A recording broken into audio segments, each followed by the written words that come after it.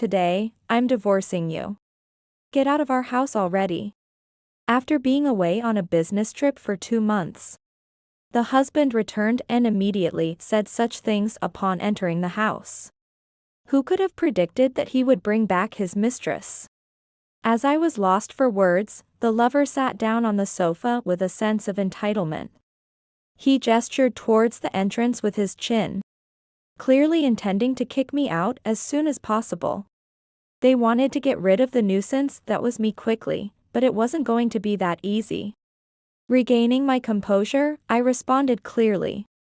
Excuse me? But this is my house. What? What? In a way, the two of them, blissfully unaware, grinned, dreaming of a lavish life they would never have again, not knowing they were about to plummet into hell.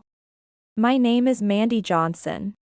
After graduating from university, I worked at a corporation where I met Ryan, a senior colleague. He was caring and had mentored me when I joined the company. His mature demeanor was so appealing that I gradually developed feelings for him.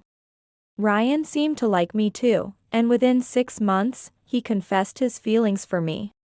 Our relationship began immediately and progressed smoothly. However, Ryan was not without admirers. This became particularly noticeable 2 years after I joined the company. When Ashley Morris was hired, Ryan was assigned to mentor her, and I felt their closeness was unusually close. Ashley was beautiful and had a charm that seemed to appeal to men, and it felt like Ryan was not averse to her attention. Driven by jealousy, it became painful to see how close they appeared to be. Just when I was overwhelmed with these worries, Ryan surprised me by proposing marriage. Fearing that I might be abandoned, I was thrilled to be wanted and still remember how happy I felt. Of course, I accepted his proposal and we happily registered our marriage. At 26, I began a new life with the man I loved. But this was not just the beginning of happiness. What I envisioned as a glamorous married life turned out to be a stark and cold reality. The most shocking moment of our marriage was meeting Ryan's family. I was nervous about what kind of people they would be and let out a gasp when I first saw them. Wait, why is the president here? Turns out, Ryan's father was the president of the company we worked for. Ryan being the president's son was apparently a secret even within the company. Naturally, I had no idea, and the revelation was tremendous. Sorry for keeping it a secret. But I want to be a man who can take over the company on my own merits. Not just because of connections. That's why I hid it. I see. I had no idea. But are you sure I'm the right one for you?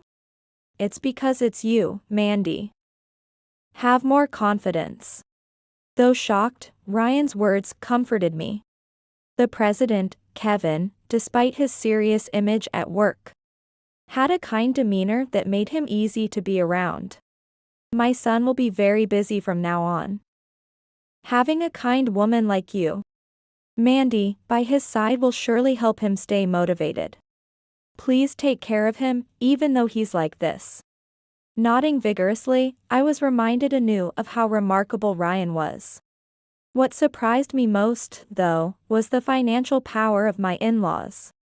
Delighted with our marriage, Kevin even prepared a house for us. The world we were to live in was so different, it was bewildering. Dad is amazing. I'll work hard to become a cool president like him. Encouraged by Ryan's ambition, I resolved to do my best as his wife. After discussing it with Ryan, I decided to quit my job and become a full-time housewife. Honestly, I would have liked to work a little longer. However, Ryan asked me to prioritize household duties so he could focus on his work, and I agreed. It's a bit sad to quit my job, but Ryan is working hard, so I can't complain. As I expected, Ryan started coming home much later after I quit my job. He must be dealing with more work than ever.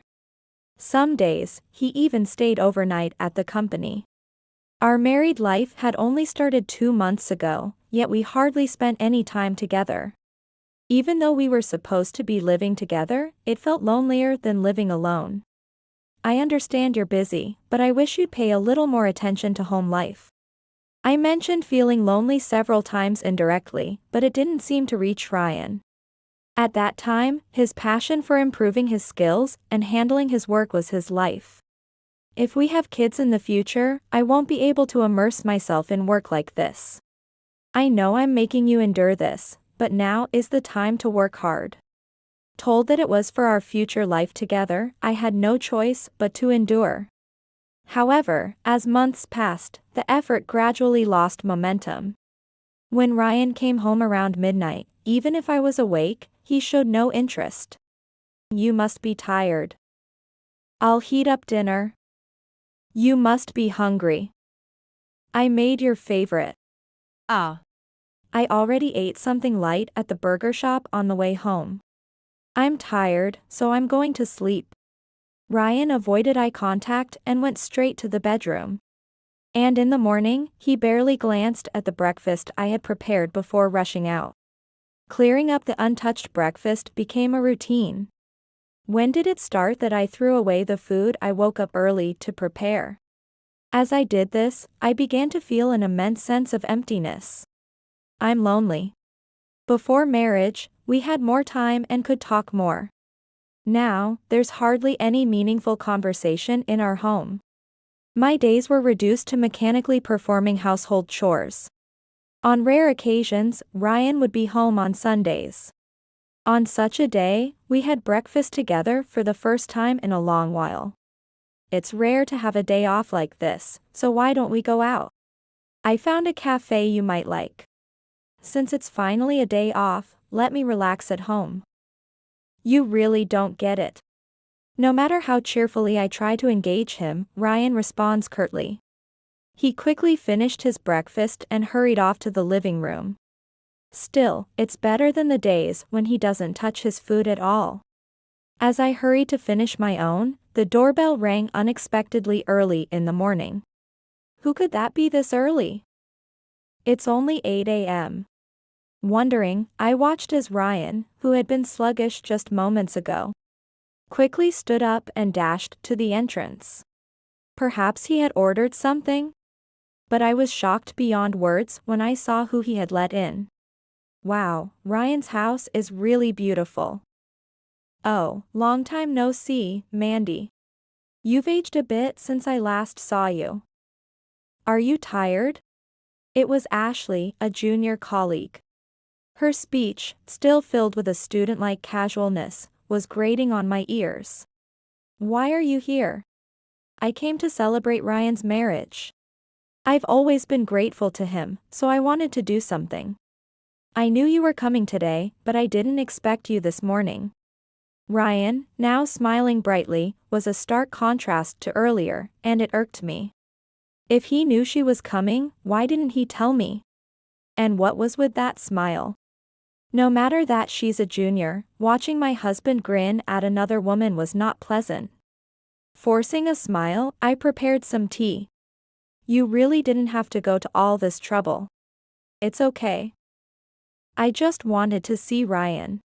By the way, have you gained some weight? Is there a baby on the way? Her smirking question hurt. I want a child too. But with hardly any time together, how could I possibly be expecting? It's just a little weight gain. A baby might be a bit further down the line. Oh, is that why Ryan isn't excited? Cheer up, you can lose a bit of weight if you try. Ashley's teasing had a clear bite to it. Just as I was about to call her out for her lack of tact, she placed a large paper bag on the table. Oh, and I brought a gift today. Please, take it. Hesitant, I watched as Ryan quickly reached into the bag. A tie? Dark blue with a small embroidery. Nice choice. I spent a lot of time choosing it, thinking it would suit you, Ryan. I know your taste well. Ashley really understands me well. It's great having such a cute junior. Ryan was genuinely smiling. Regardless of her being a junior, their closeness was questionable. Her timing was inappropriate. And the occasional hostility I felt from Ashley was nothing but stress for me. Trying to tune out, Ryan tapped my shoulder and said, "I'll drop Ashley off at her house. It's a good chance for a quick outing." What? You didn't want to go out when I asked, but now you will? If Ryan's going, I'm coming too. What are you talking about? If you go out too, who will do the housework? Laughing, he pointed at the dishes in the kitchen as if it were obvious that it was my job. As various emotions welled up inside me, Ryan cheerfully left the house with Ashley. What is this? Am I supposed to be a maid here?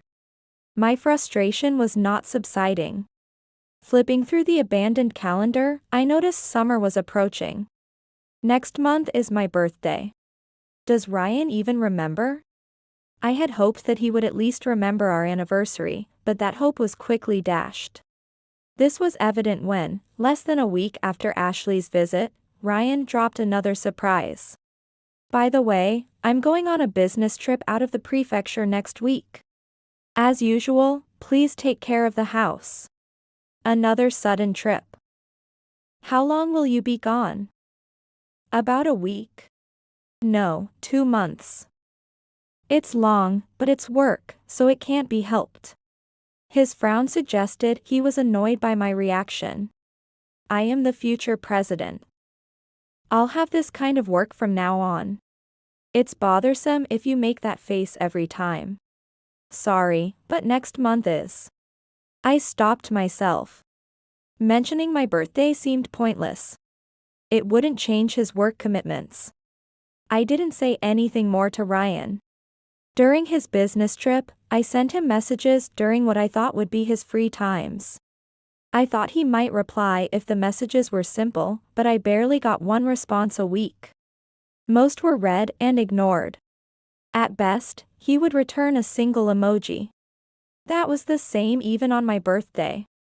While my parents and friends called or sent vibrant messages, not a word from my husband Ryan. Even Kevin, my father-in-law, made a point of visiting, but Ryan remained silent. Finally, I mentioned it was my birthday. The only response was a stamp saying okay. A wave of loneliness crashed over me. What am I to Ryan? I try so hard as his wife, but am I just deluding myself? Unable to bear these feelings alone any longer, I decided to have a serious talk about our future when Ryan returned. Ryan returned from his business trip, and as I waited in the living room, I saw him come home with a woman. It was Ashley again. What's going on? You just got back from your business trip, what is happening? I blurted this out as I looked back and forth between Ryan and Ashley. However, they boldly declared with smirks on their faces. I'm divorcing you. Get out of our house already. Divorce. What are you talking about? I was dumbfounded by a situation far beyond my worst expectations. I had suspected something between Ryan and Ashley before. But who could imagine they would take such audacious steps? As I lost my words, the mistress confidently took a seat on the sofa. Ryan gestured towards the door, clearly intending to throw me out immediately. After my business trip, I've nearly completed my preparations to take over the company's leadership. I don't need a housekeeper anymore, so I've decided to live with the beautiful and obedient Ashley. Obedient, her. You really have no eye for women. Don't snap at Ashley just because she's younger and cuter than you. She's the one I truly love, and I won't forgive you if you say anything more. As if I were the villain, Ryan criticized me. A truly honest person wouldn't engage in such cruel infidelity. Ignorant of such basic decency, they both laughed triumphantly. Facing a reality I had avoided acknowledging, I felt my patience snap. I had intended to discuss things properly and even find a compromise if we were to separate. But with them pushing it this far, I wouldn't hold back either. I steeled myself to fight thoroughly and regained my composure before replying clearly. Excuse me? But this is my house. What? What? The two of them, mistakenly believing they still had the upper hand, grinned smugly. If they thought they could keep smiling, they were sorely mistaken. This is your house? Don't make me laugh. This house was given to me by my father. The ownership will eventually be transferred to me, so it can't possibly belong to you, Mandy. About that, the ownership has already been transferred to me. I presented a document to Ryan, who still refused to believe. This is the property registration certificate. It shows who owns the house. Ryan snatched the document and stared at it until he could no longer deny the truth. His face, which had been relaxed, gradually tensed up. Wait, I don't understand. It really is in Mandy's name. What did you do? You didn't forge documents, did you? Stop with the absurd accusations. I wouldn't commit a crime like that. Then why is it under your name? Are you saying my father transferred it to you? As Ryan panicked, I nodded in affirmation. Indeed, I had officially received the house from Kevin. Why would he give it to someone like you? Why, you ask? Because you're the worst kind of man. Cheating on your wife and treating her like trash. I then laid out a bulging envelope on the table alongside the document. Inside were numerous photos of Ryan and Ashley holding hands and entering a hotel together. I've been suspicious of you and Ashley for a while now. Recently, the distance between you two seemed off, so I had it investigated. Hiring a private detective and obtaining such evidence in less than a week was possible. Because Ryan had been so careless. He probably never imagined I would do something like this. Thinking of me as just a convenient housekeeper was his downfall. That can't be. Hiring a detective isn't cheap. I've been cutting back on living expenses to prevent anything unusual. Ryan inadvertently revealed that as well. Indeed, he never disclosed his salary to me. The money he handed over for living expenses was barely enough for meals for two. If used on household needs, I was left with almost nothing for personal use. It seems I haven't bought anything but necessities since we got married. Yet, he did as he pleased, coming home in the morning or bar hopping. There were times when I felt dissatisfied, but I never imagined it was intentional. You're quite petty, aren't you? But indeed, with no extra money, you probably never thought I could hire someone. Then who's the fool who gave you such an idea? Grinding his teeth, Ryan tore up the evidence photos. I had already backed them up, so it was pointless. Watching him waste his efforts, I continued. That would be your father, Kevin. If it weren't for him, I'd probably be crying and kicked out by now. While Ryan was away on his business trip, I battled loneliness alone. Even though I received birthday greetings from many, the emptiness in my heart persisted. I was so distraught, crying day and night, that I didn't notice the noise at the front door at all. What's this, Mandy? Crying on your birthday? It's dark and Ryan's not here. There was Kevin, who had used his key to enter the house, planning a surprise for me. He dropped a shopping bag full of overly festive decorations and cared for me like a real father. You ignored my birthday, but Kevin remembered. I confided everything you did to me. Kevin was as furious as if it were his own matter. He insisted on funding a consultation with a detective agency. That's why I was able to hire them. Tattling, what a sneaky thing to do. If you didn't like it, you should have come back sooner. I heard the business trip wasn't supposed to be for 2 months anyway. When I said that, Ryan and Ashley were visibly shaken. It had come to light when I consulted with Kevin.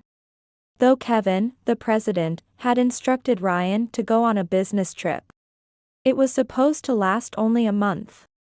I knew this month was Mandy's birthday.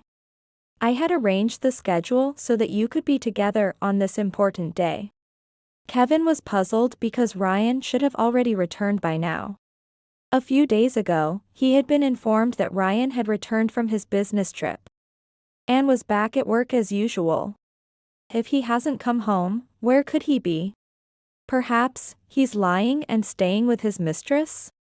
Having suspected an affair, Ashley's face immediately came to my mind. As expected, Ryan had been spending the last month at her place, enjoying their time together. Some of the evidence photos I showed earlier included images of the two of them leaving Ashley's house. As expected, an insidious and charmless woman would stoop to such dirty tricks. Without youth or beauty, you can't do anything unless you drag others into your mess. Ashley, standing behind an agitated Ryan, also became irate. She started ranting about being photographed at her home, accusing me of invasion of privacy. It's sad to be used and then discarded, but taking it this far is just lashing out. I could sue you for this, you know? Go ahead and sue if you want to. In such a disadvantageous position, if you can still make a fuss in court, go right ahead. At my words, Ashley was at a loss for words. Frustrated, she hid behind Ryan and yanked on his arm forcefully. Hey, Ryan. Do something. This woman is ruining my happiness. Don't panic. She's just a stranger. Dad is kind, and since I'm his real son, he'll definitely believe us. Ignoring me, Ryan pulled out his smartphone, presumably to contact Kevin. Too bad for you. Your sob story might have worked on my dad. But my words carry more weight because I'm valuable to the company. Just watch as Dad takes my side. Ryan quickly dialed a number and put the phone to his ear. Then, the ringtone came from the back room. Ryan recognized the familiar tune and paled. That tune, isn't that Dad's ringtone? Before I could answer, the door to the back room burst open. The person who emerged was Kevin. Glaring at Ryan and heaving a big sigh as if he was utterly disappointed. I'm so disappointed in you. I've seen the evidence photos, and despite hoping they were lies, here we are. Wait, it's not like that. And why is Dad here anyway? I called him. I thought we'd talk about various things once Ryan returned from his business trip. I had planned to settle serious matters like infidelity and divorce today. More importantly, I wanted Kevin to see Ryan's usual behavior. So I had asked him to hide here beforehand. I was prepared to some extent, but I never thought you would be this brazen. How do you explain this? Well, this is, you see. Ryan, previously so defiant, now stuttered like a child in front of his father. Well, it's just. Mandy only tells stories that suit her. She just lounges around at home, getting uglier and uglier. Besides, her housekeeping is so sloppy that I didn't even want to come home. With a husband like you, anyone would be stressed and tired. Besides, I never felt her housekeeping was sloppy. On the contrary, I was quite impressed with how well she kept the house. I had never been thanked by Ryan for my housekeeping. It was always taken for granted, so Kevin's kind words resonated deeply. You know, I've been enduring a lot, right? I thought you were working hard for our future. And there's not even a single apology for all this? What? Why should I apologize? It's your fault we're in this mess. And now I've lost my house too. If anyone should be apologizing, it's you. Ryan's frustration escalated as he became increasingly heated. I felt genuine fear and moved closer to Kevin. I'm the future president. I'm going to be someone important. It's an inconvenience to be dragged down by a petty woman like you. How can you say such things to someone you once loved? Loved? Don't make me laugh. Ryan sneered coldly, pulling Ashley close to show off. I never loved you. I just thought if I flattered you, you'd do the housework. You're nothing more than a maid who doesn't cost a penny. Ryan's smile was strained, knowing he was making excuses. Unaware of the awkwardness, Ashley smiled happily, thinking she was on the winning side. Fine. I'll give you this house and everything else.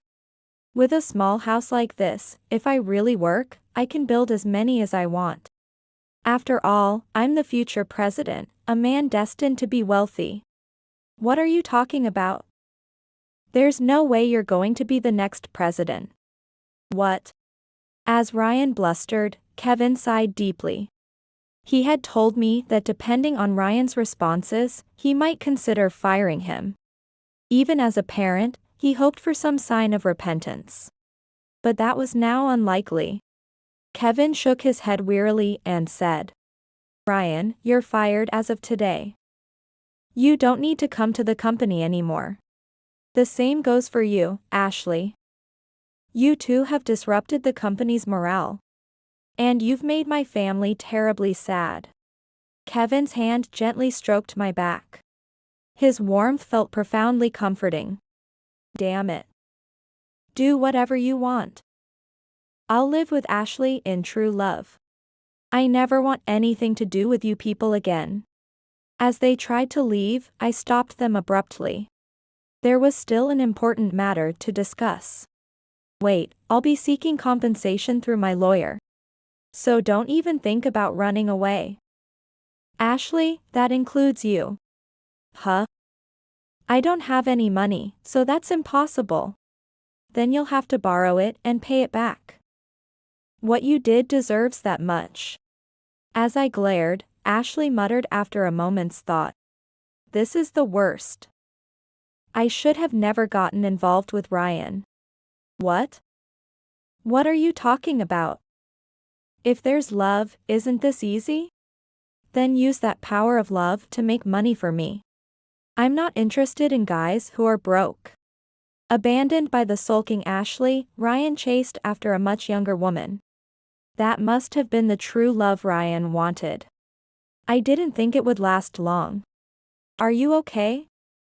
You must be tired, take some rest. Thank you. I'm sorry to have put you in such an unpleasant role, Kevin. It's fine. I was happy you relied on me. But now, what about the succession issue?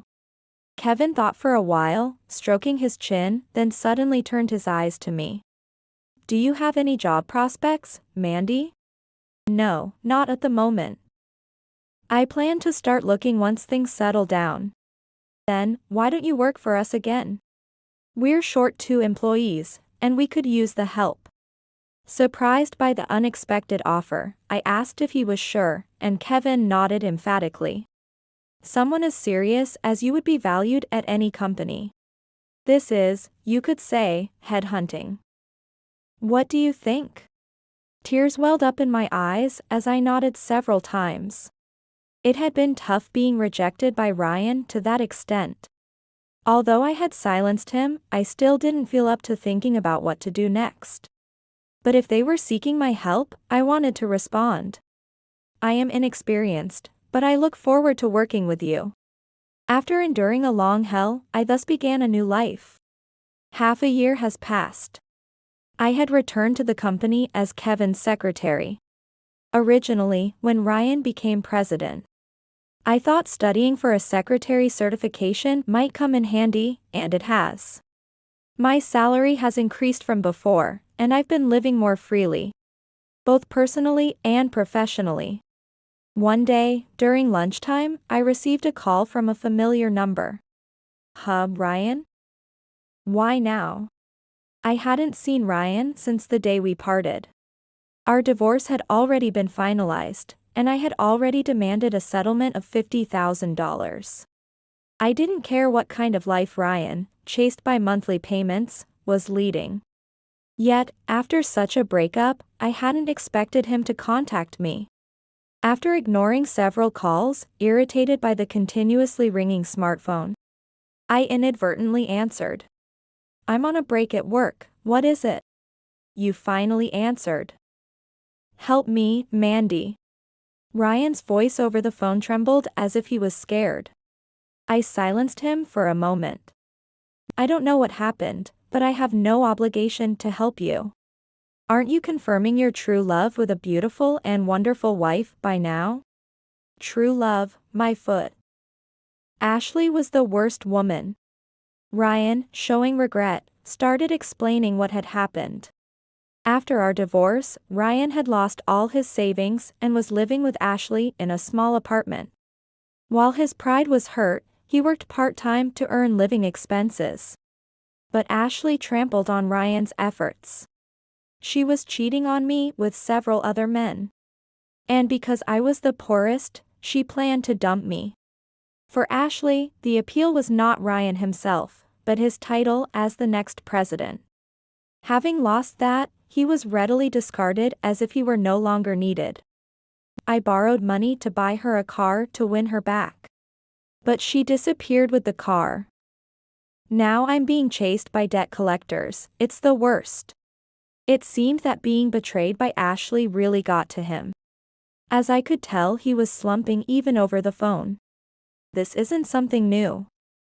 Did you really not realize it until now? What? What do you mean? Did you know about Ashley's affair? Though I felt bad for the flustered Ryan, I had known about her true nature for a long time. That was from the photos gathered during the investigation into Ryan's affairs. The detective agency had been watching Ashley's house closely. Because there were frequent comings and goings, and at that time, men other than Ryan were also seen entering and leaving. Of course, I haven't shown those photos to Ryan. The only evidence I showed him was strictly of his own infidelities. It wasn't the information I was interested in, so I didn't care. If you had told me from the beginning, this wouldn't have happened. Ryan, trembling with anger, took a deep breath and then suddenly spoke in a kinder tone. After all, I guess a smart woman like you is the best for me. Weren't you lonely too? Let's start over. The way he spoke as if we were just starting out made my spine shiver. Unfortunately, I'm fulfilled both in my work and private life. No matter how free I am, I absolutely can't be with someone like you. Then, at least lend me some money. If the debt collectors find me, I don't know what they'll do to me. He continued to whine without listening to me. Tired of the hassle, I hung up in the middle of the conversation and set my phone to block his calls. What happens to Ryan from here on is none of my concern. And Ashley will soon learn her lesson too. Ashley is good at catching the wrong kind of men, isn't she? Ashley's cheating partners, as it turns out, were all men with bad reputations.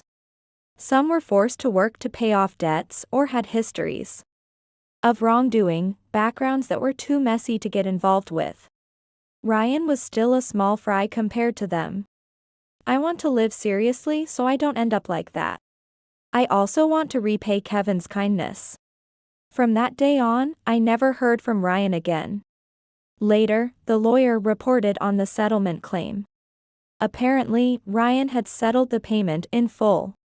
However, the source of the money was from a dubious financial institution. And due to the debt, he was being used like a tool there. He was forced to work from morning till night for barely minimum wage. And had to keep taking part-time jobs to the extent that it aged him significantly. He supposedly still lives nearby. But I probably wouldn't recognize him even if we passed each other on the street. Meanwhile, Ashley is still making repayments. As I predicted, she was deceived by the boyfriend she had. And is now being forced to work at a strip club. Ashley, who used to play with men, is now being deceived by another man. Contributing to him by working every night. The once young and beautiful Ashley now suffers from lack of sleep, rough skin, and a hoarse voice from drinking. I still remember feeling pity for how far a person can fall. I am still working as Kevin's secretary. But he has consulted me about considering a generational change soon. If someone is as reliable as you, Mandy, I could leave the company in your hands. Don't say such things, let me study more. I still have a lot to learn from you, Kevin. I may not be capable enough now. But someday I want to become a respectable person who can confidently take over the company. I think that's the best way I can repay him.